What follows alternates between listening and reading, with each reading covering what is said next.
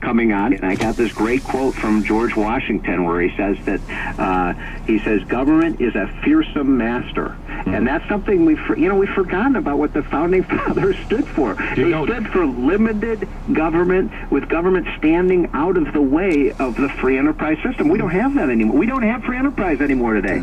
Yeah, he compared it. He said a fearsome master. He compared it to fire.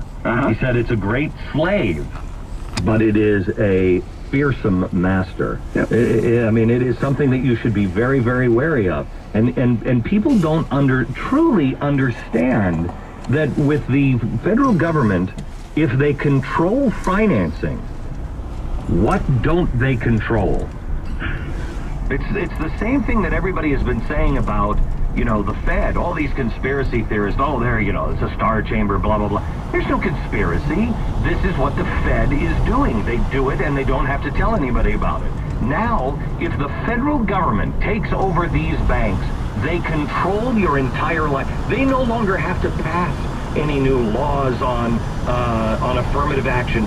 They will just coerce business. That's right. You're going to be union.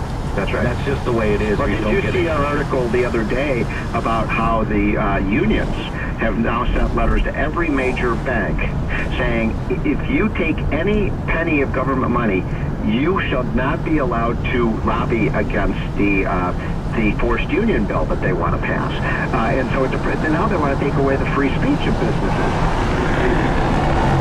Money, you can't take on the unions. And so it's a perfect example of how this money is never free. But I blame a lot of these companies for taking the money in the first place. Of course, when you take money from Congress, it isn't free. Okay, so Stephen, now help me on this, because I've reached a place in my life that my wife and I were talking about it last night. I would rather grow my own food, chop my own wood for heat, raise chickens, do whatever I have to do, work at a lousy job that I just barely scrape by, so my children will have the freedom to be able to create their own destiny and follow their own path down the road than nationalizing the banks. I believe in people. I do not believe in the government. I don't believe in capitalism just being used by a group of people in Washington. You don't want to go to the Pelosi Bank? Good, you liked it before. You loved it with Bush in charge. Sorry, Mr. Beck, your account's been closed. So help me out, because there is a lot of people that will just say, well, I mean, this is the only option that we have. No, there's a much better option. That's, the survival of the fittest. Basically, I believe that banks that are bankrupt and that have made bad loans and got sucked into, to the subprime crisis, they should fail. They should be allowed to fail. Our friend Peter Schiff says this so well, that, our country should be based on the idea of the survival of the fittest. And what we have in Washington right now is the survival of the unfittest. We have the people that believe in Darwin, and they will not allow it to happen. That's right. They're the people that fight for evolution and survival of the fittest, but they fight it every step of the way. They won't allow it to collapse and rebuild. And you know what it is? Capitalism done right, freedom done right, is like a forest fire. And the people who are the environmentalists, they try to save the forest by not allowing controlled burns or the forest to burn, so it never renews. And then, of course, eventually it all burns down. It burns to the ground, and then you lose absolutely everything. So, Stephen, you and I both know that if we're not at the burn to the ground yet, we will be after this bubble, after whatever it is we're creating. There's no one more lightning strike and the damn thing burns to the ground. So again, you say a survival of the fittest, but tell me, Stephen, today, what you think that looks like if Citibank, Bank of America, and all these big banks, plus all of the money that we've just poured into all these banks, is just gone. Well, look at what's happened to the money that we've already put in. Remember that we've put in, just as an example, we've put in $70 billion into Citibank already, and their market capitalization today is $50 billion. So the bank is worth less today than the amount of money we've already put into it. And so I don't think nationalization of the banks is likely to happen. I think we're just going to keep pouring federal tax dollars down this rat hole of the more money the banks lose, the more money that we pour into them. And of course, this is just the people who will pay for these sins that we're committing today are your children, my children, our grandchildren, and that's why I think I'm starting to agree with you. But maybe I should start teaching my kids survival tactics, how to hunt. You laugh. I'm not laughing. I used to laugh when you said that. I know. Okay, so Stephen, help me here. I don't agree with you. I think the goal of many in Washington is control. And so I definitely agree with that. It's all about money and power and control. The way to do it is to control the banks. If you control the banks, you control all information. You don't have to pass anything in Congress. You just run the banks differently. Yeah, but see, where I disagree with you, Glenn, I think the people are going to rise up. They're going to rise up in complete rebellion against the stimulus plan, against the bank bailouts, or the auto bailout. I really think the American people are so outraged and angry right now. I mean, it's like a tinderbox that's ready to just explode. The people didn't want this. This isn't the, quote, change they wanted. You disagree with me on this? Have you?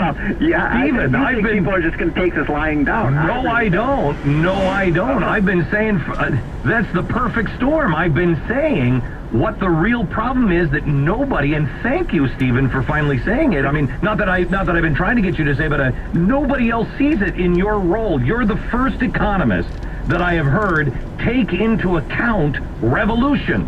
And that is one of the pieces of the perfect storm. You've got Mexico on the verge of collapse. You've got California on the verge of collapse. Yep.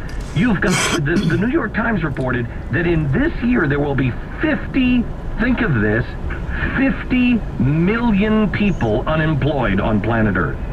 50 million people. You're going to have uprisings. And when you do, then the whole thing, we're not looking at an American revolution, we're looking at a French revolution. We have planted the seeds of hate the rich, eat the rich for so long, and the rich have done nothing but slap people in the face the whole time.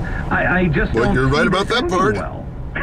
Well, look, it's going to be tough, and we're going to pay a very high price for, the stimulus plan, the bailouts. I think it's going to happen quickly. I don't think it's going to be physical violence, but I think there will be. Well, look, we elected these people, right? So we're partly to blame, folks. We have to look at ourselves. We elected these lunatics to Congress.